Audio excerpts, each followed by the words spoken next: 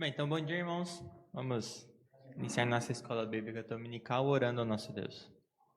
Senhor Deus amado, te louvamos, Senhor, por mais um dia, te agradecemos, Senhor, por quem tu és, o que tens feito por nós, Senhor, por tudo que tens feito na história, Senhor, para que pudéssemos estar aqui agora, ouvindo a tua palavra, podendo ler a tua palavra, Senhor, podendo te adorar verdadeiramente, Senhor, conhecendo cada vez mais de ti, Senhor. E nos ajude nisso, Senhor, nos ilumine pelo teu Santo Espírito, para que possamos compreender as tuas palavras, os teus ensinos, Senhor, as tuas doutrinas, e que possamos tê-las em nosso coração, Senhor, para não pecar contra ti.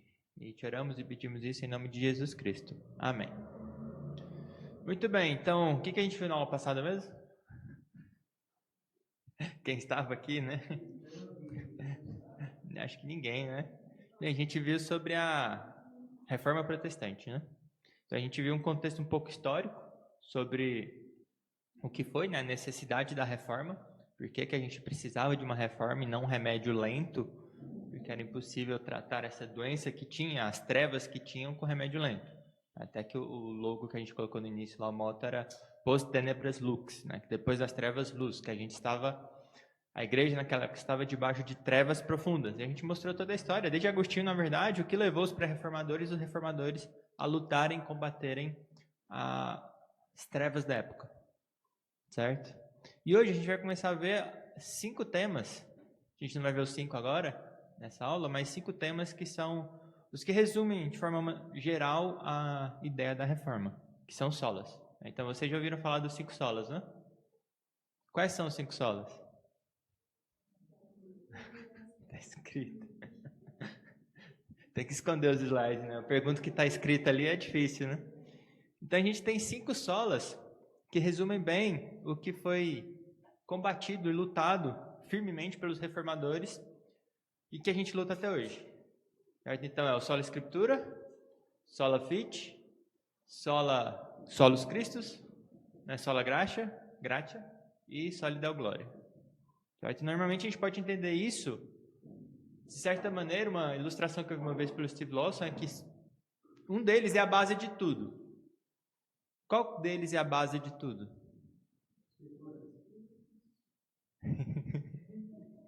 Sola Escritura. Nessa ilustração a gente tem sola Escritura. A gente tem 3 pilares. Sola Gratia. Somos salvos por quê? Pela graça. Por meio de quê?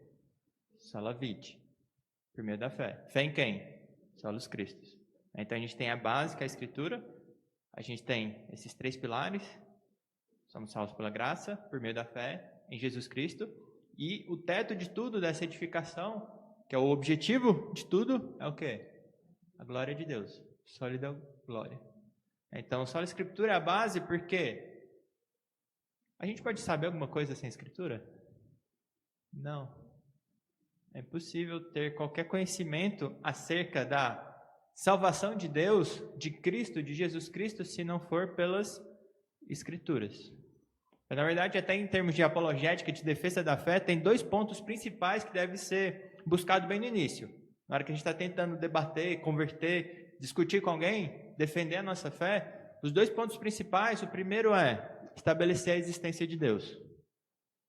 Hoje em dia tem muitos loucos por aí que afirmam que não há Deus. Insensatos que dizem não há Deus. Então a gente argumenta, tem provas, fatos, e a gente argumenta de forma bem interessante em relação à existência de Deus. Outro ponto é as Escrituras como palavra de Deus. Então, se a gente consegue estabelecer esses 2 pontos, o resto é fácil. É só exegese. É só ler as Escrituras e tirar as doutrinas de lá. Então, a Escritura vai ser a base de tudo. Depois a gente tem esses 3 pilares, né?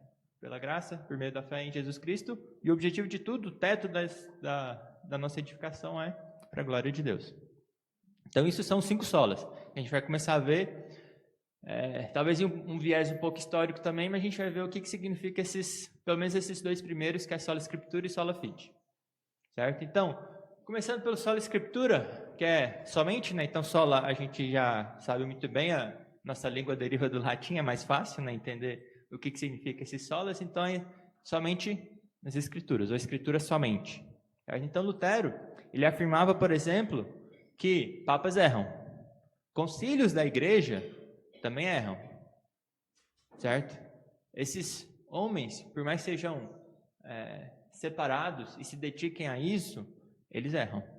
E isso nós trazemos para os nossos tempos também. Os concílios da Igreja Presbiteriana do Brasil também erram. Certo? Pastores também erram. E o que Lutero afirmava é que eles frequentemente erram. Então, a ideia é que apenas as Escrituras são a única fonte autoritativa e absoluta da revelação divina. Certo? A única fonte da revelação divina que é autoritativa e absoluta. Certo? E para entender isso, primeiro a gente tem que ver formas de revelação. Quais são as formas que Deus se revela a nós? Por quantas formas Deus se revela a nós? Lembra? A gente já falou bastante sobre isso também. 2. A primeira é pelas Escrituras, obviamente. Que a gente chama de revelação o quê? Especial. E a outra forma é o quê? Da natureza, que a gente fala de revelação geral. É geral no sentido que é para todos e geral no sentido que é um conteúdo geral. Só fala que existe um Deus, não fala quem é esse Deus, né? Qual é o filho dele, o que é preciso para a salvação, qual é o nosso estado. A gente não tira tudo isso claramente da revelação geral, somente da revelação especial. Quando a gente fala como única fonte de revelação, a gente não está falando que Deus não se revela também pela natureza. De forma nenhuma nós negamos isso. Afinal, Salmo 19:1 fala o quê? Os céus proclamam. A natureza fala, grita a existência de Deus. Nós podemos, como Romanos 1 bem fala, né, somos indesculpáveis. Porque a ira de Deus se manifesta bem como seu atributo, né, seus atributos invisíveis, sua divindade claramente se manifestam na natureza. Então a gente não está falando que não existe essa revelação, mas que a única revelação que é autoritativa e absoluta é a revelação especial de Deus, as Escrituras. Então os protestantes, os reformadores, entendem que apenas as Escrituras têm essa característica, autoritativa e absoluta. Certo? A gente costuma falar que ela é inerrante também. A revelação em geral é inerrante? A palavra de Deus é inerrante, certo? A revelação especial é inerrante. A revelação geral de Deus é inerrante? A natureza é inerrante? Não. Quem é o autor das duas? O problema é sempre o quê? Não tem erros na revelação. Tem erros onde? Na interpretação. Porque o ser humano caiu. Os nossos pensamentos agora são sempre voltados para o mal, para a distorção. Para fazer o que nos agrada e não o que claramente está escrito. Certo? Então, os dois são inerrantes, mas a gente coloca essa somente Escritura como a única revelação que realmente traz os mandamentos de Deus diretamente para nós. Certo? E qual que é a visão católica? Que é o que eles combatiam lá na Reforma. Então, no Concílio de Trento, que foi logo após a Reforma ali, o início da Reforma, eles afirmam que a verdade de Deus, as verdades de Deus são encontradas nas Escrituras e na tradição. Certo? E no início ainda, esse concílio ele foi interrompido por causa de guerra, ele não chegou a finalizar completamente, mas tinha um esboço inicial do texto, falava que a verdade de Deus era encontrada, tem até uma ambiguidade, né? Que ele inicialmente usou a palavra partium, né? Então era parte nas Escrituras e parte na tradição. E teve até uma discussão, teve 2 padres, bispos lá que falaram para mudar isso porque isso negaria a suficiência das Escrituras.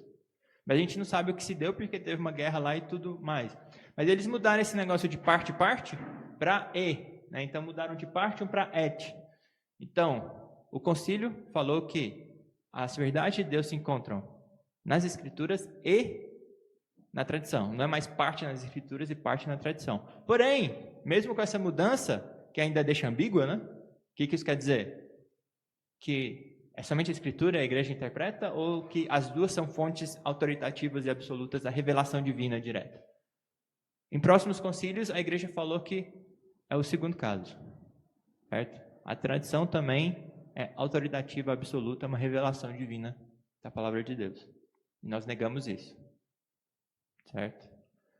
Porque, por exemplo, quando a gente fala de confissões e credos, se você perguntar para um reformado, onde é que vocês encontram as doutrinas de Deus? A gente pode falar, você pode olhar nas confissões, nos credos que nós temos. Isso é diferente do que a Igreja Católica falava? Totalmente, porque o que a gente fala? As confissões e credos são o quê da Bíblia? É um resumo. A gente costuma falar que é um resumo do que a gente encontra na Bíblia. E a gente fala que é inerrante. A confissão é inerrante. A gente fala frequentemente, a própria confissão fala, que esses documentos gerados por seres humanos, com exceção da Bíblia, que é de autoria divina, podem conter erros. E a gente tem um princípio que rege todas as igrejas reformadas, que é o sempre reformanda, né? Sempre em reforma. Então, todos os documentos, concílios, decisões, elas podem ser revistas, porque erram. E já erraram. E ainda vão errar. Certo? Só a palavra de Deus que não contém erros. Então, o resumo que a gente faz nas confissões, nos credos, podem conter erros. Por mais antigos que sejam, a gente pode revisá-los. Certo? Então, essa é a nossa visão. Nós podemos encontrar, de fato, resumos bem feitos nas confissões, na que a gente adota nos símbolos da Igreja Presbiteriana, na Confissão de Westminster, o Breve Catecismo, o Catecismo Maior. São bons resumos das doutrinas de Deus, mas eles não são infalíveis e inerrantes. Essa é a nossa visão. Somente as Escrituras. Apenas as Escrituras, de fato, é a fonte inerrante da palavra de Deus. Autoritativa e absoluta. Tudo bem? Então, é diferente da visão católica. E a gente tem esse ponto, então, da inerrância. Alguns afirmam que a doutrina da inerrância, ela não é da Reforma, porque esse termo, essa ideia, começou a surgir só no século XVII. A Reforma foi no século XVI, 1517, Lutero pregou as 95 teses. Só que os reformadores, sem dúvida nenhuma, criam nisso. Por mais que eles não colocaram explicitamente que as escrituras são inerrantes, usou o termo e falou dessa doutrina, eles falavam isso. Aí Lutero falava, por exemplo, o seguinte, que o próprio Espírito Santo de Deus, e Deus, né, o Criador de todas as coisas, é o autor deste livro. Então ele fala que as escrituras, quem escreveu, o autor por trás de tudo isso, é Deus. Ele também falava que a escritura, embora também escrita por homens, não é de homens nem por homens, mas de Deus. Então, Deus usou pessoas, seres humanos, inspirado, né? A gente tem a doutrina da inspiração das escrituras, ou expiração das escrituras, que foram feitas por homens, escritas por homens, com todos os jeitos dos homens, mas o autor, que fez com que ela fosse perfeita, inerrante, é Deus. Então, é palavra de Deus. Ele fala também que aquele que não ler essas histórias em vão deve sustentar firmemente que a Sagrada Escritura não é sabedoria humana, mas divina. Então, de novo, usou pessoas, mas a sabedoria por trás do que está escrito na palavra de Deus é totalmente divina. Não é sabedoria de homens, é do alto, é de Deus. E por fim, ele também falava que a palavra deve permanecer, pois Deus não pode mentir. Afinal, se é a palavra de Deus, não tem erros, não tem mentira, não tem nada aqui que não seja perfeito. Porque se tem erros, mentiras, imprecisões, não é palavra de Deus. Certo? E aqui a gente não fala que o nome ficou diferente por causa disso, por causa daquilo, não era James, agora é Tiago, era Elizabeth, agora é Isabel. Isso não conta como erro. Né? A gente tem até livros gigantes que tem pessoas que listaram todos esses detalhes e a gente combate isso porque isso não é erro. A palavra não tem erros, de forma nenhuma. Porque se foi escrita por Deus, não pode ter erros. Certo? Então ele continua, né? E o céu e a terra deverão ficar em ruínas, antes que a mais insignificante letra, ou tio, de sua palavra permaneça sem cumprimento. Citando, obviamente, as próprias escrituras. Que os céus passarão, mas a palavra de Deus não passará. E como Jesus falou, né? Nem um tio da lei, né? Nem um pequeno pedacinho lá da palavra, né? Da forma de escrever, vai passar. Certo? Então isso é o que Lutero cria a respeito das escrituras, que ela é sem dúvida nenhuma inerrante, por mais que ele não tenha articulado de forma como eles queriam a palavra inerrante e tudo mais, ele cria na inerrância das escrituras. Calvino também, né? A gente não vai citar tudo aqui, mas Lutero ele também cita Agostinho, lembrando que Agostinho é do século V, IV, não lembro, ele nasceu 300 e morreu 400, né? Então ele é do século IV, V. E ele falava, ele cita Agostinho falando que Agostinho tinha falado que aprendia a considerar inerrante apenas a Sagrada Escritura. Agostinho, lá no princípio, ele também cria que apenas a Escritura é inerrante. Na verdade, a citação inteira de Lutero a respeito de Agostinho é essa aqui. Nos livros de Santo Agostinho, encontramos muitas passagens que a carne e o sangue falaram. Ou seja, Agostinho, ele pode ter escrito muita coisa, ele escreveu muita coisa, e ele errou muita coisa, que a carne e o sangue falou, que não foi divino. Certo? E ele fala, e a respeito de mim também devo confessar, que quando falo fora do ministério, em casa, à mesa ou em outro lugar, falo muitas palavras que não são a palavra de Deus. Ele mesmo entendia que ele errava, certo? Que ele não tinha a capacidade, a autoridade divina para sempre que ele falasse fosse autoridade divina. Na Igreja Católica ele tem aquela ideia de que o Papa, quando ele fala lá ex cathedra, né, como se ele estivesse na cadeira, no seu ofício, é autoritativo, é divino. Lutero entendia que o que ele falava não era assim. E ele continua então, é por isso que Santo Agostinho, numa carta a São Jerônimo, estabeleceu um belo axioma, é uma bela lei, que somente a Sagrada Escritura deve ser considerada inerrante, certo? Desde Agostinho, ele entendia isso, que apenas a Sagrada Escritura deve ser considerada inerrante. Não importa se é Papa que falou, qual foi o líder espiritual que falou, apenas a Sagrada Escritura é inerrante, certo? A gente pode citar até casos como Pedro falhando e sendo disciplinado por Paulo, né? Mesmo os apóstolos, não era tudo que ele falava, era literalmente a palavra de Deus. Quando ele falava em ofício, escrituras, inspirado por Deus, sem dúvida nenhuma, mas não é tudo que ele falava era autoritativo. Quando ele estava à mesa, né, em casa ou qualquer lugar, ele não despejava palavras divinas. Certo? Ele podia errar, como ele errou, como Paulo também certamente errou. Como todos os líderes espirituais até hoje, sem dúvida nenhuma, erraram, com exceção de Jesus Cristo, todos falharam, porque somos pecadores, certo? Esse é o nosso entendimento. Apenas as Sagradas Escrituras são inerrantes. Inerrantes. Apenas a Bíblia é inerrante. Tudo bem? E a gente entra na parte da tradução das Escrituras, que foi um ponto também que pegou bastante na Reforma, até antes da Reforma, como a gente viu na história lá, aula passada, né? Então, Roma via que a tradução das Escrituras, como os reformadores, via que essa tradução das Escrituras era como se os reformadores estivessem dando licença para o membro comum da igreja, para o leigo, não apenas ler as Escrituras, mas distorcê-las à vontade. Essa era a ideia de Roma. Vocês estão dando uma bomba para os leigos, porque eles não vão apenas ler, mas eles vão distorcer a palavra de Deus à vontade.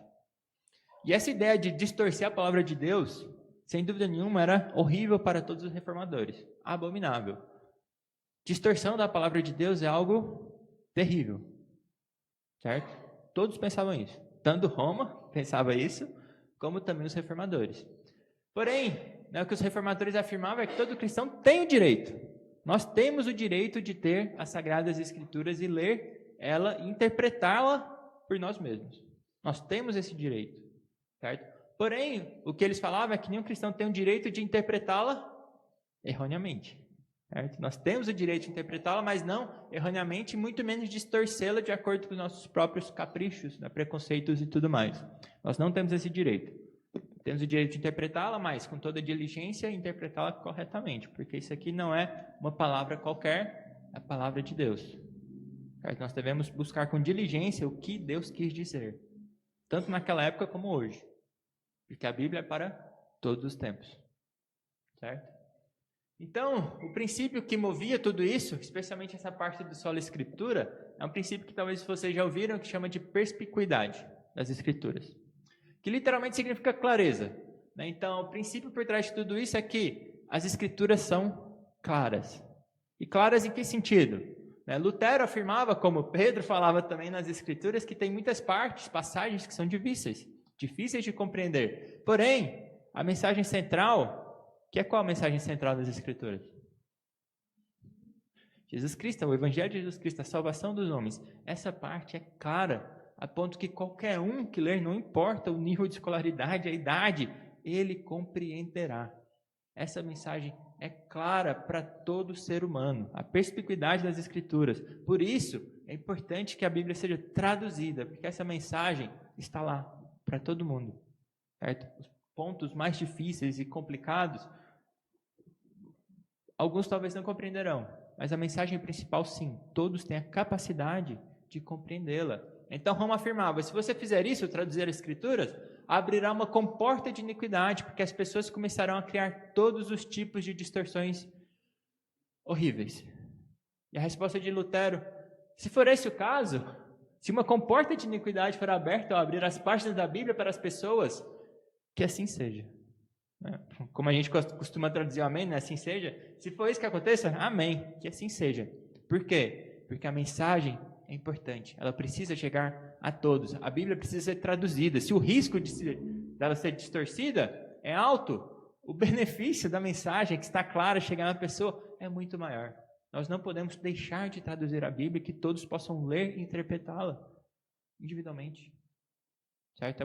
Como a gente fala, um meio de graça, né? O que a gente tem pegado desde Lutero até aqui é o quê? Que a gente possa ler a Bíblia quanto? Uma vez na semana? No domingo? Um versículo por dia? Que a gente tenha ela no nosso coração. Medite nela dia e noite. É isso que o salmista falava, não era? Que a gente possa meditar na palavra de Deus de dia e noite. Como é que a gente vai meditar se está tudo em latim? Se a missa é em latim? Se a gente não sabe nenhum versículo de cor? Se a gente não consegue ler as escrituras? Como que a gente vai meditar nela? Então é importante que ela seja traduzida. Por mais que tenha um risco, e sem dúvida nenhuma aconteceu, nós sabemos, muitas heresias vieram depois que a Bíblia foi traduzida. Antes também, obviamente, pelos estudiosos, mas também, depois que ela foi traduzida, muitas heresias surgiram. Ou voltaram a surgir, né? Dizem que não há nada novo na história das heresias, tanto que já foi há muito tempo atrás. Mas a mensagem agora está chegando facilmente a todos. Certo? E agora, ainda em épocas de internet, né, de uma conexão mundial aí bem rápida e fácil, isso chega a todos de forma bem fácil. Certo? Ainda falta, obviamente, traduzir para vários idiomas, então é um processo que a gente está lutando, né, mesmo 500 anos depois, ainda tem várias pessoas que não têm a escritura no seu próprio idioma, mas estamos lutando para isso. Certo? Então, o risco é alto, o benefício é muito maior, vale a pena o risco. Certo? É isso que Lutero falava. Vale a pena o risco de ter a escritura na nossa mão. Tudo bem? Com isso, a gente tem essa ideia da centralidade. Então, o resultado desse princípio, ele é observado até hoje. Certo?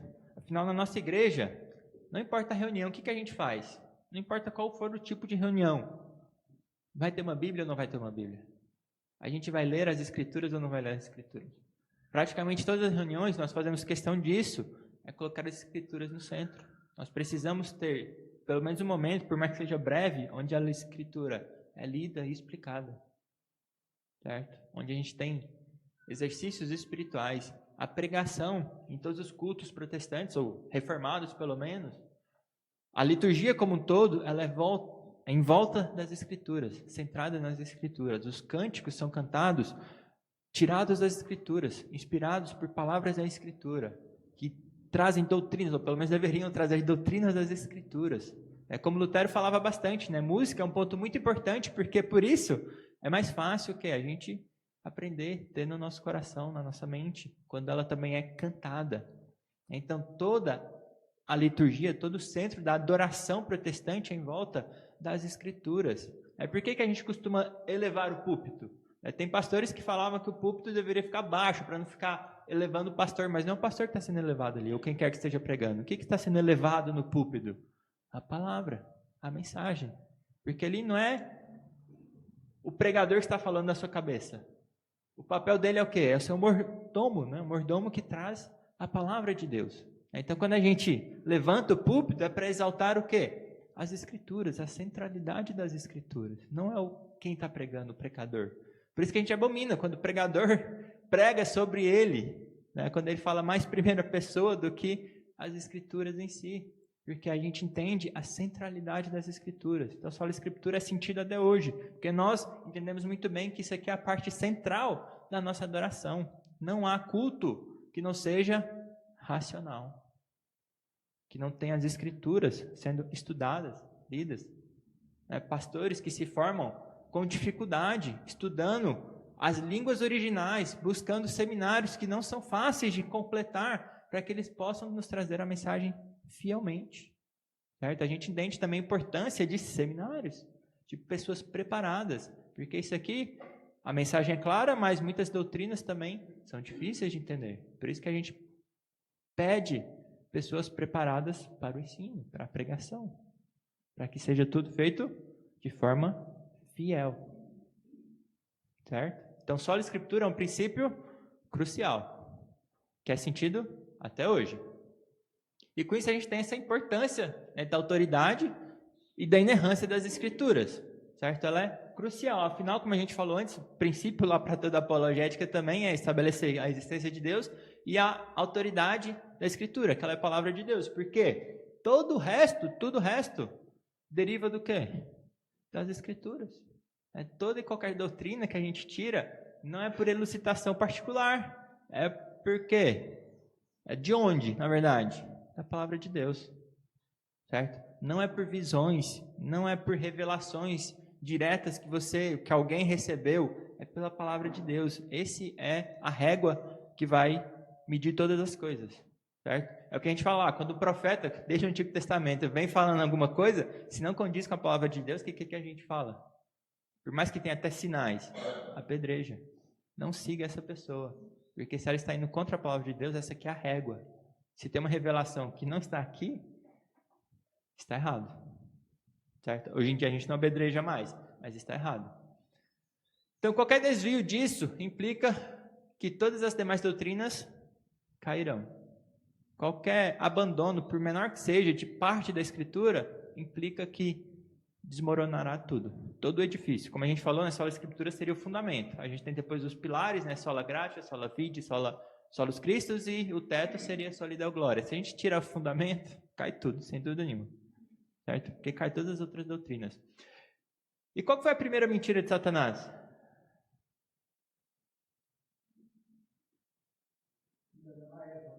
Como que ele enganou a Eva? O que ele falou de mentira de fato? Ele perguntou para Eva o que Deus tinha falado, né? Eva respondeu. Talvez aumentou lá um pouco, né? O que a serpente falou? Distorceu as palavras de Deus. É certo que não morrerás. Ele falou, Deus falou que vai morrer? Não, aquela palavra, a palavra de Deus, não é verdade, não é assim. Não morrerás. A primeira mentira foi negando a autoridade da palavra de Deus. Certo? A verdade da palavra de Deus. E isso acontece até hoje. Então isso é terrível. Certo? Sem dúvida nenhuma, terrível. E somos proibidos.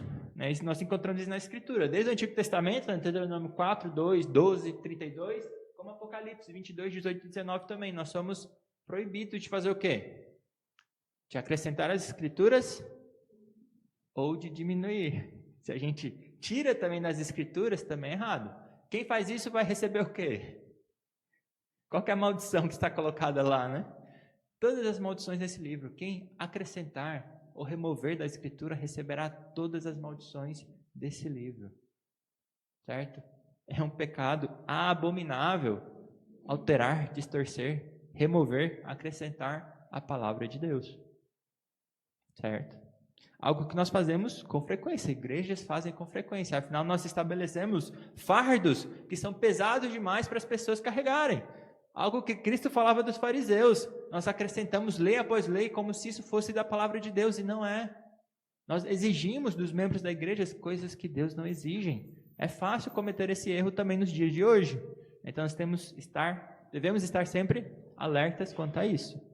Certo? Não acrescentar, não exigir o que Deus não exige. Afinal, nós não somos maiores de Deus, muito menos iguais a Deus. Não podemos exigir o que Ele não exige. Tudo bem? Muito bem, então a gente vai passar para o próximo sola, que é sola fide. Quer dizer o quê? Somente a fé. Somente a fé. Então os reformadores entendiam que essa doutrina da sola escritura foi o que a gente falava de causa formal da reforma, né? Esse aqui seria a causa material, né? A essência, a substância pelo qual a reforma surgiu de fato. E o que Lutero falava dessa doutrina, sobre quão fundamental é o seguinte, é que a justificação pela fé somente é o artigo pelo qual a igreja permanece em pé ou cai. Certo? Se esse não está bem definido, a igreja vai cair. Certo? É fundamental essa doutrina também. Calvino também falava algo parecido, ele falava que é a dobratiça sobre a qual gira toda a vida cristã. Certo? E não somente os reformadores, como muitos teólogos, até os nossos tempos, né? T.R. Packer, tem outros aí que tem citações maiores, do Packer é menor, cabia no slide ali, que ele falava sobre Atlas. Atlas era aquele titã que segurava o mundo nas suas costas. Então ele se referia à justificação pela fé somente como esse Atlas, que sustenta todas as outras doutrinas da igreja, que mantém a igreja nas suas costas. Essa doutrina é fundamental, essencial. Sem ela, a igreja caiu. Lutero falava o seguinte, de forma mais ampla, né? Ele fala que o artigo da justificação, que é a nossa única proteção, não apenas contra todos os poderes e conspirações dos homens, mas também contra as portas do inferno, é este: somente pela fé em Cristo, sem obras, somos declarados justos e salvos. O artigo da justificação é o mestre e príncipe, o senhor, o governante e o juiz sobre todos os tipos de doutrinas. Preserva e governa toda a doutrina da igreja e eleva a nossa consciência diante de Deus. Sem este artigo, o mundo é morte e escuridão absolutas. Nenhum erro é tão mesquinho, tão desajeitado e tão desgastado que não seja extremamente agradável à razão humana e não nos seduza se não tivermos o conhecimento e a contemplação deste artigo. Então ele falava que sem ele, o mundo é o quê? Morte e trevas. Porque sem ele, como poderemos ser declarados justos? Que é o que Lutero experimentou, né? Antes dele conseguir interpretar e chegar ao sentido real de Romanos lá, 1,17, Romanos 3, o que ele tinha? Desespero. Ele não estava desesperado, ele não passava horas e horas confessando todos os tipos de pecados possíveis. Por quê? Porque ele sabia que era impossível satisfazer a lei de Deus. Era impossível. Ele ia ser condenado eternamente, ia sofrer eternamente. Ele sabia que sem essa doutrina é trevas e escuridão, é morte. O mundo é só morte sem essa doutrina. E ele fala então que é o quê? O mestre, né, de todas as doutrinas, o juiz sobre todos os tipos de doutrina. Qualquer doutrina que venha a denegrir essa, está errada. Certo? Então esse seria um ponto fundamental para a gente poder entender as outras doutrinas e verificar se elas são de fato doutrinas de Deus. Ele falava mais, né? Ele falava que essa doutrina é a cabeça e a pedra angular. Somente ela gera, nutre, constrói, preserva e defende a igreja de Deus. E sem ela, a igreja de Deus não pode existir nem por uma hora. Em suma, se este artigo a respeito de Cristo, a doutrina que somos justificados e salvos somente através dele, e consideramos todos fora dele condenados, não for professado, toda resistência e restrição será o fim. Quem se afasta do artigo da justificação não conhece a Deus e é um idólatra. Certo? Sem ela, a igreja não se manteria por uma hora. Qualquer um que se afasta dela, não conhece a Deus e é um idólatra. Certo? Acha que pode se justificar ou não sabe quem é Deus. Não conhece a santidade de Deus. Então, não conhece a Deus e é um idólatra. Esse é o que Lutero falava. Tudo bem? E mais uma citação dele aqui, que é a seguinte, que é interessante como essa citação bate bem na nossa cabeça hoje em dia, né, sobre a nossa situação hoje em dia, as doutrinas da igreja por aí, as igrejas que tem por aí, o que elas afirmam, que ele falava o seguinte: poucos de nós conhecem e entendem este artigo. E eu trato repetidas vezes, porque temo muito que, depois de descansarmos, ele logo será esquecido e desaparecerá novamente. E de fato, não podemos compreender ou escudar Cristo, a justiça eterna, com um sermão ou pensamento, pois aprender a apreciá-lo é uma lição eterna que não seremos capazes de terminar nem nesta vida, nem na outra. Lembrando aqui de João 17, né? O que é a vida eterna? Né? A vida eterna é que conhecereis a Deus e ao Filho que ele enviou. Eternamente nós estaremos conhecendo a Deus, que é infinito, nunca esgotaremos o conhecimento de Cristo e de Deus.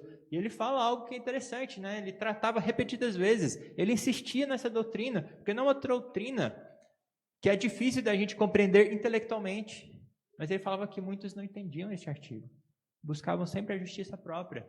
E ele repetidas vezes insistia no ensino desse artigo, de que é somente pela fé, porque as pessoas esqueciam, abandonavam. E hoje em dia, o que a gente tem por aí? Tantas igrejas que surgiram da reforma, esqueceram e abandonaram isso que os reformadores falavam que era essencial. Certo? Então, ele já adiantou isso, de certa maneira, né? Que essa doutrina facilmente é esquecida e abandonada pelos crentes. Ou deixam de ser crentes até, né? Então, o que é o sola fide, afinal de contas? A pergunta que nós precisamos responder é a seguinte: como pode uma pessoa injusta, afinal todos somos pecadores, né? A gente já estabeleceu isso várias vezes, como pode uma pessoa injusta sobreviver ao julgamento final de um Deus justo e santo? É possível? Davi entendia isso, né? Abram lá em Salmo 130, versículo 3.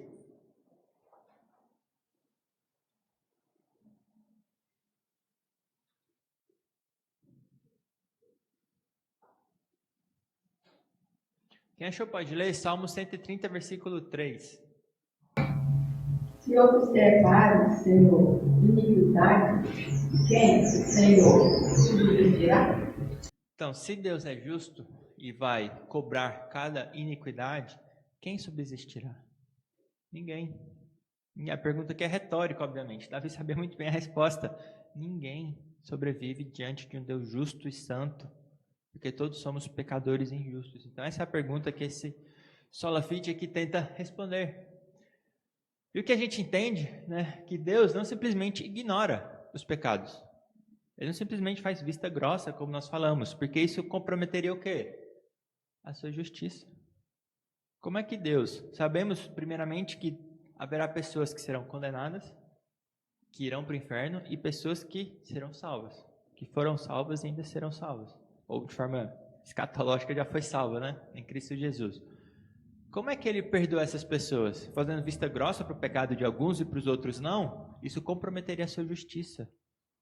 Então ele deixaria de ser justo. Ele seria parcial. Ele não seria mais um juiz imparcial. Ele seria um juiz parcial, como que nós temos hoje em dia. E Deus não é assim. Certo? Então, como é que ele fez para que ele não comprometesse a sua justiça? As Escrituras, na verdade, eles ensinam o quê? Que Deus é justo e também o quê? O justificador. Romanos 3:26 fala exatamente isso. Deus é tanto justo como justificador. Então, para que algumas pessoas pudessem ser salvas, elas foram justificadas.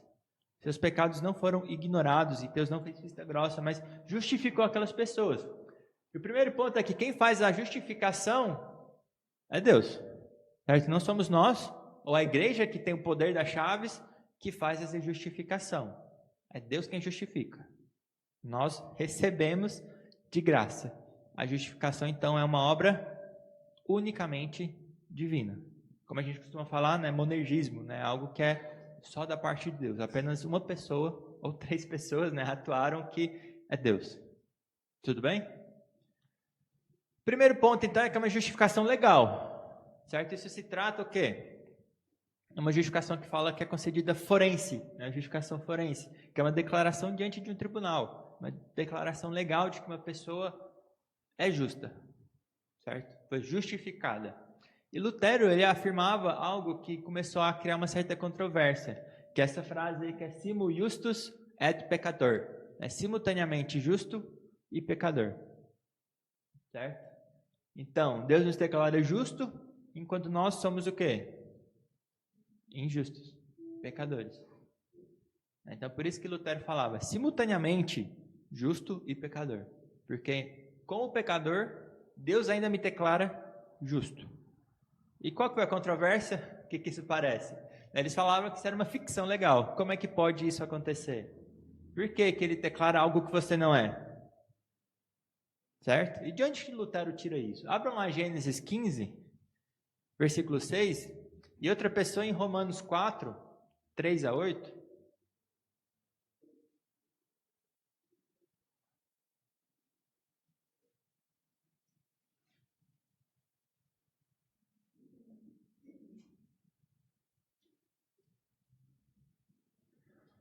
Quem achou Gênesis 15, 6 pode ler, por favor?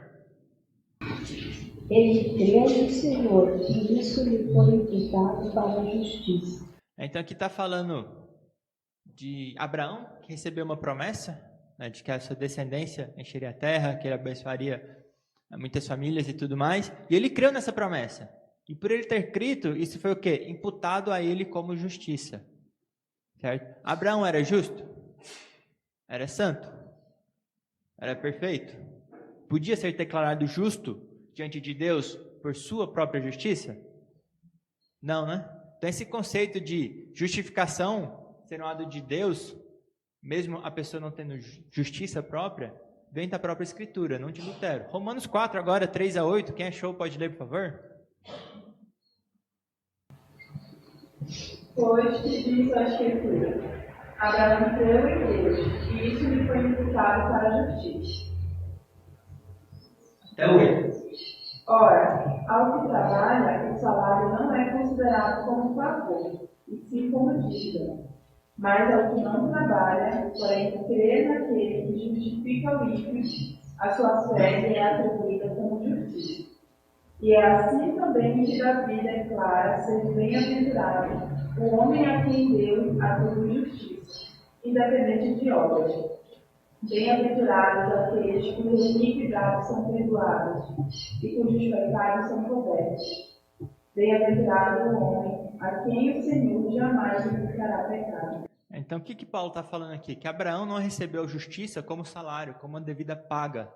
Foi misericórdia divina, não foi pelo que ele fez, foi independente de obras. Então, a justiça que Deus declarou em Abraão não foi a justiça que ele deveria declarar por ser obrigado, por ser Abraão justo em si mesmo, mas foi por misericórdia, não o salário que Abraão recebeu, mas porque Deus, bem-aventurado aqueles cujas iniquidades são perdoadas. Como Davi fala em Salmo 130, se observarem as iniquidades, quem subsistirá? A continuidade é: contigo, porém, está o perdão, para que te temam. A justiça que é declarada a uma pessoa não é porque ela é justa em si mesma. É porque Deus a perdoou, porque Deus a declarou justa, mesmo ela sendo pecadora. Então, simultaneamente justo e pecador não é uma ficção legal que Lutero tirou da sua cabeça, mas é um conceito bíblico que Deus nos ensina na sua escritura. Desde Abraão até Paulo aqui ensinando que a justiça própria não nos salva. Nós não temos justiça própria. A declaração de justo, então, vem de fora. Certo? Então, não é uma ficção legal de forma nenhuma. A visão católica, então, é o quê? Essa doutrina da justificação, lá na época da Reforma e tudo mais, na era medieval, da igreja medieval, começou a ser exposta com base no latim, justificare, que no sistema judicial lá de Roma, significava tornar justo. Certo? Tornar justo. E essa ideia de tornar justo é que a pessoa tinha que primeiro ser justa para ser declarada justa. Então a ideia é que Deus não pode declarar você como justo se antes, de alguma forma, ele não te tornar justo em si mesmo.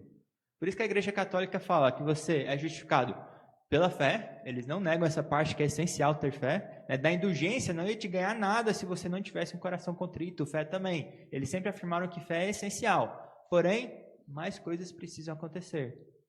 Precisa ter também a sua boa obra. Precisa ter a forma de você ter justiça em si mesmo para você ser declarado justo. Essa é a visão católica. Essa seria a visão que a gente fala analítica, que não tem nada novo nos dois lados. Você tem que ser justo para ser declarado justo. A nossa visão é sintética. Você não é justo e você é criado, é tornado, é declarado justo. Somente fé é igual a justiça, a ser declarado justo. Então, as causas instrumentais, a forma que a pessoa obtia principalmente a justiça era por meio dos sacramentos. A justificação era só por vias sacramentais. Especialmente o quê? A penitência, quando você perdia a sua justificação, e primeiramente o batismo. Então era o que a gente falava sobre a questão da infusão da graça que a Igreja Católica falava. É por essa infusão da graça que você é tornado justo. Você recebe graça de Deus e agora declarado justo. Então com essa infusão da justiça de Cristo por meio dos sacramentos. Então, por meio dos sacramentos, dentro da igreja, e a fé era essencial, sem dúvida.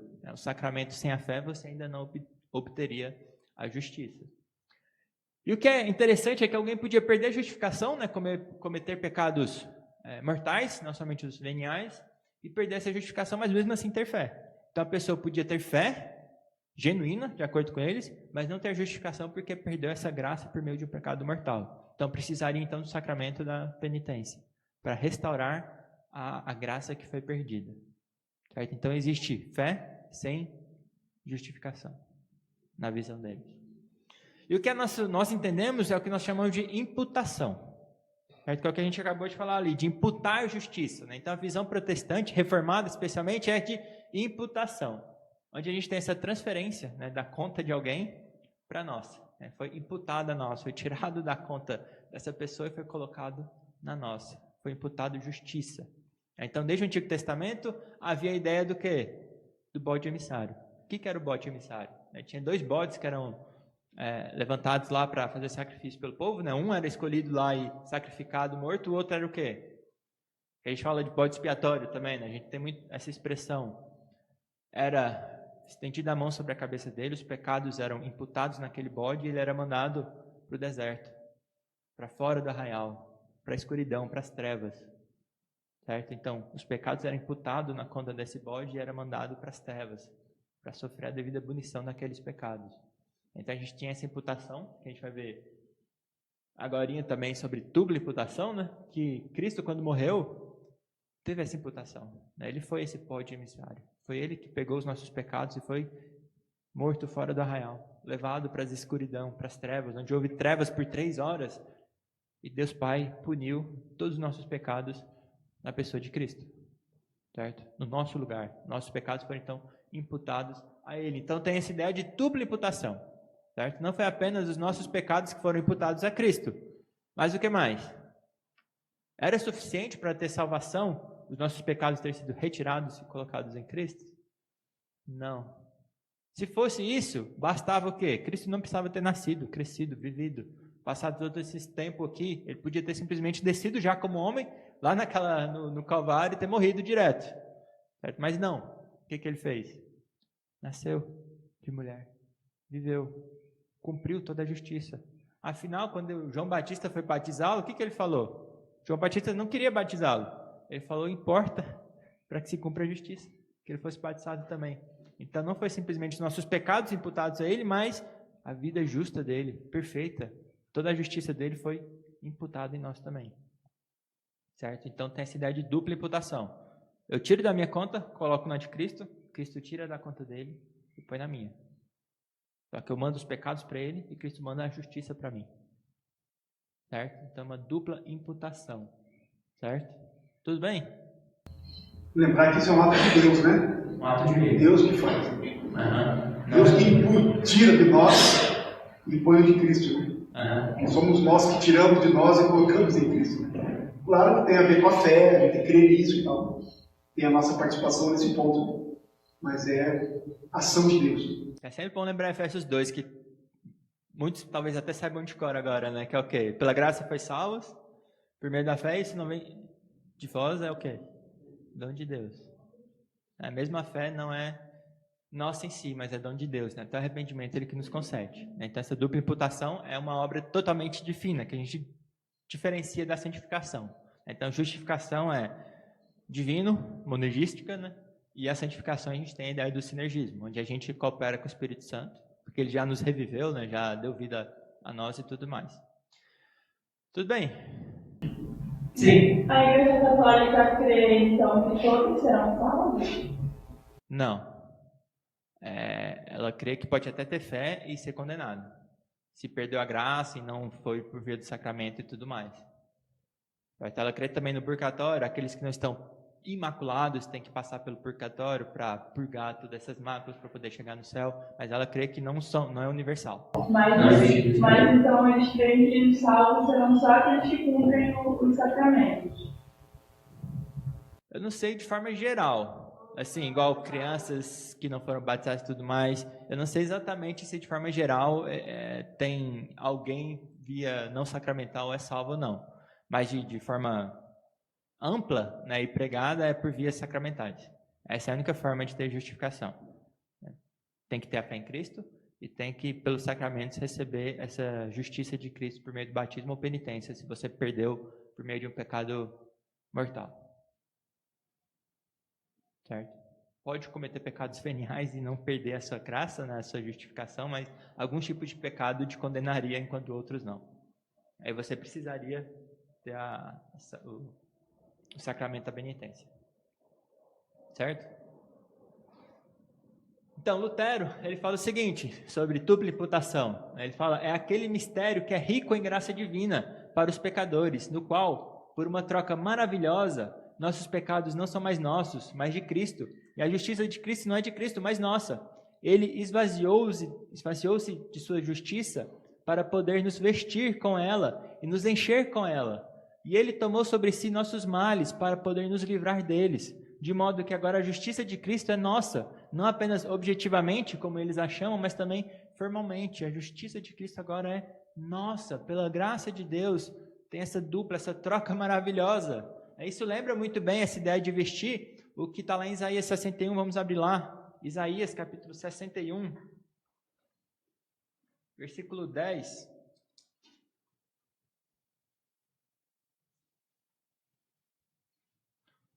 o capítulo que fala, né, as boas novas da salvação. No versículo 10,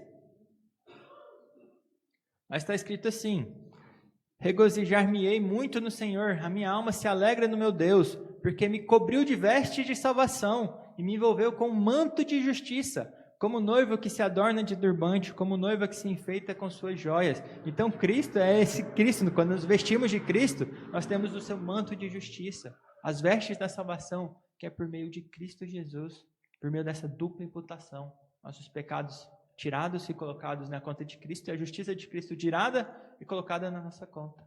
Certo? Por isso Deus nos declara justos. Certo? É a justiça que Martinho Lutero fala que é uma justiça alien. É alien no sentido de ser extra, não extraterrestre, mas extra nossa. Né? Então é uma justiça que vem de fora, justitium alienum, é uma justiça fora, externa a nossa. Certo? Porque a nossa justiça não serve para nada, trapo de imundícia. Certo? A justiça de Cristo é a única que é perfeita, que pode ser realmente aceita diante de Deus.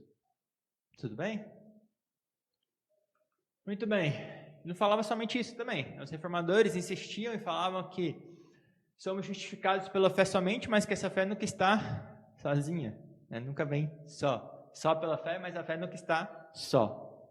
O que mais que tem com a fé? Que vem depois da fé? Somos salvos, né, pela graça de Deus, não por obras para ninguém se glorie, mas para o quê? Para as boas obras que foram o quê? Preparadas para nós. Então, uma fides viva que eles falavam, uma fé viva. Uma fé que não produz fruto de justiça, é uma fé inoperante, é aquela que tem lá em Tiago 2, que muitos gostam de pegar esse capítulo para citar que é por obras também, onde Tiago está falando da sua justificação diante dos homens. Né? Como é que você mostra que você realmente é um eleito, é um salvo? É por meio das obras. Você não vai ser justificado diante de Deus por meio de obras, mas diante dos homens. As obras falam que você tem fé em Deus, fé verdadeira, fé salvífica. Porque quem crê em Deus, um cristão verdadeiro, vai ter obras. Vai ter boas obras, que vieram depois da salvação. Antes, não tem como. Sem fé é impossível agradar a Deus. É impossível qualquer boa obra. Mas uma vez salvo, eleito, regenerado, boas obras acompanham. Fruto de justiça. Obediência a Deus acompanha aqueles que receberam a fé salvífica. Certo? Então isso sempre foi estressado pelos reformadores também. A fé não está sozinha. Certo? Não tem essa de falar, minha fé é para mim mesmo, eu fico no meu canto e não tenho fruto de justiça. Tem que ter obras. Certo? Tudo bem? Tem até promessas, na verdade, né? Receberemos galardão por obras que foram preparadas por nós, para nós. É tanto que o pessoal afirma lá que as coroas serão lançadas de novo, né, ao trono lá de Cristo, porque até as boas obras e as coroas que recebemos em recompensa a isso foi por causa de Cristo. Não foi nem por nossa capacidade em si mesmo. E um ponto quase final aqui, que é desse puritano escocês, Robert Traill, ele afirma que a religião natural é a justificação por obras. Essa é a religião natural de todo ser humano. Ser justificado por meio de obras. Tem que ter essa participação. E ele fala o seguinte, até dos nossos irmãos arminianos. Ele fala que os princípios do arminianismo são os ditames naturais de uma mente carnal, que é inimiga tanto da lei de Deus como do Evangelho de Cristo. E próximo ao mar morto do papado, para o qual também corre esta corrente, tem sido, desde Pelágio até hoje, a maior praga da igreja de Cristo, e provavelmente assim será até a sua segunda vinda. Então essa ideia de que é por sua obra, pela sua capacidade. Porque os arminianos a gente entende que são irmãos, tá? Diferente de Pelágio. Pelágio é aquele monge que debateu com Agostinho, que falava que não era necessário a graça de Deus para sermos salvos. Não precisamos de Deus para ser salvos, porque o homem não é inerentemente mau. Certo? Foi considerado herege, tanto pela católica como por nós, praticamente todo mundo. Arminiano, ele afirma o quê? O que você precisa para a salvação? Crer em Cristo. Porém, eles falam que você deve escolher. Então, se você questionar um arminiano, por que você foi salvo e seu vizinho não? Por que você fez a escolha e seu vizinho não? Porque ele negou e você aceitou. Você fez uma obra boa e ele fez uma obra ruim? Em última análise, sempre vai ter a questão da boa obra. Porque você escolheu, você fez uma obra, que é a maior de todas as obras, crer em Cristo, você foi salvo por obras. Eles não afirmam que são salvos por obras, eles são incoerentes nisso, por isso que nós colocamos eles como os irmãos, porque eles creem no sola fide, só que de forma incoerente, né, em todas as doutrinas. Ele nega, o que ele rejeita aqui, né, esse puritano, que essa ideia de ser salvo por obras, que tem no arminianismo, por mais que eles neguem, é um mal da religião natural de todo ser humano. E é uma praga que vai ter com toda a humanidade até que Jesus volte. Certo? Porque a gente sempre precisa ter uma participação. Talvez é algo humilhante, né, para o ser humano não ter participação na sua salvação. Né? Receber de graça é algo que todo ser humano é soberbo naturalmente. Então tem essa religião natural de todo ser humano. Tudo bem? Então, de novo, arminianos são irmãos, mas os princípios que eles falam sobre a justificação, sobre a questão da escolha e tudo mais, são errados. Certo? Nós negamos e rejeitamos isso. Tudo bem? E para encerrar, tem um ponto que eu vi o Sproul falando, né, que eu achei até interessante, trouxe aqui, que é: o que acontece se alguém nega sola fide? E nós sabemos que pessoas são salvas sem compreender ou sequer conhecer todas as doutrinas que nós temos da palavra de Deus. Certo? Nós sabemos que isso acontece. Então, pessoas que são salvas sem afirmar sola fide, acontece, certo? Não precisa citar aquele ladrão na cruz, mas isso pode acontecer de formas bem variadas. Então, justificação é colocar a fé em Cristo, não nas doutrinas sobre Cristo. Justificação é quando você confessa a Cristo como seu Senhor e Salvador, não quando você confessa as doutrinas sobre Cristo. É diferente. E o que ele traz é o seguinte: o outro lado, o que acontece se alguém nega o sola fide? Afinal, está negando que é salvo somente por Jesus Cristo. Está negando a salvação de Jesus Cristo. O que acontece com essa pessoa? É algo crucial, que pode levar essa pessoa à condenação eterna. Então, por mais que pessoas possam ser salvas sem afirmar o sola fide, negar conscientemente essa doutrina é algo sério. Afinal, nós estamos negando a suficiência de quem? De Cristo. Certo? Então, por isso que os reformadores insistiram bastante nesse ponto, falando que era uma doutrina fundamental. Certo? Fundamental, da forma que, se a igreja não tem ela, não sustenta essa doutrina, essa igreja cai. Certo? Então, sola Escritura, sola fide, as causas formais e materiais da reforma de 507 anos atrás, 506, né? 506 anos atrás. Tudo bem? Então, faltou 3 solas aí para domingo que vem. E alguma questão ou questionamento até o momento? Que diferença faz, irmão? A justificação é colocar fé em Cristo e não na doutrina sobre Cristo. Como é que explica aí? A diferença fundamental é quando a gente coloca fé em Cristo, o que a gente está fazendo? A gente está entregando a nossa vida completamente em Cristo, confiando a nossa alma, a nossa salvação a Cristo. Quando a gente coloca a nossa fé no nosso conhecimento da doutrina de Cristo, isso é algo naturalmente soberbo, onde a gente confia na nossa capacidade intelectual, talvez, do que a nossa vida em Cristo. Certo? Então, ter um conhecimento sobre Cristo é diferente de ter um conhecimento de Cristo. Né? Conhecer sobre alguém é diferente de ter um relacionamento com aquela pessoa. Quando a Bíblia fala conhecer, fala o que quer dizer conhecer? É um relacionamento íntimo com aquela pessoa.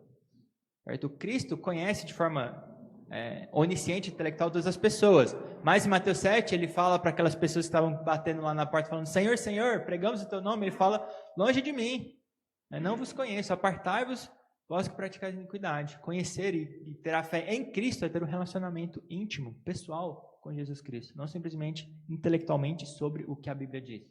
Certo? É diferente a pessoalidade, a confiança, do que simplesmente o conhecimento.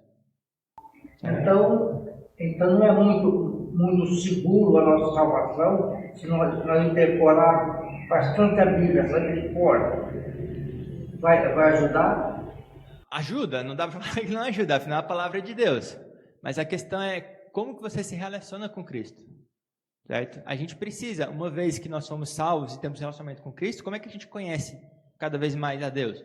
É pela Escritura, não tem outra forma. Mas a gente pode intelectualmente conhecer as Escrituras, como Satanás e os diabos que conhecem, né, tremem, creem e tremem, ou como alguém que realmente é filho de Deus, que ama a Deus e busca a Deus porque quer conhecer mais esse Deus. Certo? Tem os dois casos, as duas vias.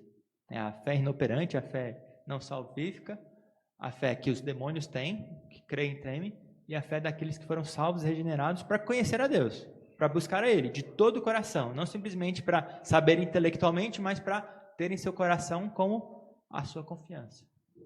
Certo? Decorar ajuda? Sem dúvida nenhuma. Decorar, saber a palavra de cor é o suficiente? Não. Você precisa da regeneração do Espírito Santo para que seu coração esteja de fato em Cristo, para que você esteja de fato unido a Cristo, certo? Para ter a fé nele, não simplesmente sobre ele. Tudo bem? Mais ou menos? É assim, ó. Talvez trocando ainda mais em miúdos. Nós temos que crer no sentido de confiar em Cristo. É nele. E não na doutrina sobre ele. Não a respeito do que apenas Cristo é ou o que a Bíblia fala sobre Cristo. Porque muita gente conhece, sabe, tem entendimento sobre o que a Bíblia diz. E pessoas querem confiar no que se diz a respeito de Cristo. Que Cristo justifica, que Cristo isso, que Cristo aquilo. Não deixa de ser verdade. Mas nós devemos, segundo o que o presbítero Daniel está colocando, e o que os puritanos e o que os reformadores falaram nós precisamos crer em Cristo, nele, confiarmos nele, descansarmos nele, em tudo que ele é e tudo que ele fez. Né? E não confiarmos no que se diz a respeito dele. Não no que se diz de Cristo, mas em Cristo, na pessoa de Cristo. Temos um relacionamento com Cristo. O conhecer a Cristo é isso que o Daniel colocou há pouco, né? Temos o conhecimento de Cristo, é amar a Cristo, nos relacionarmos com Cristo. Isso é ter fé em Cristo, isso é descansar em Cristo. E não apenas conhecermos, sabermos sobre a doutrina de Cristo. Quem é Cristo? Um homem bom, que morreu na cruz, que é filho de Deus. Tem gente que acredita nisso, mas não tem um relacionamento com esse Cristo. Então é isso que essa é a diferença. Cremos e descansarmos em Cristo e não nas coisas que se dizem ou que se diz a respeito de Cristo. Bom, obrigado. Certo. Mais alguém? Alguma coisa? Nadia, pode orar para a gente, por favor, para encerrar?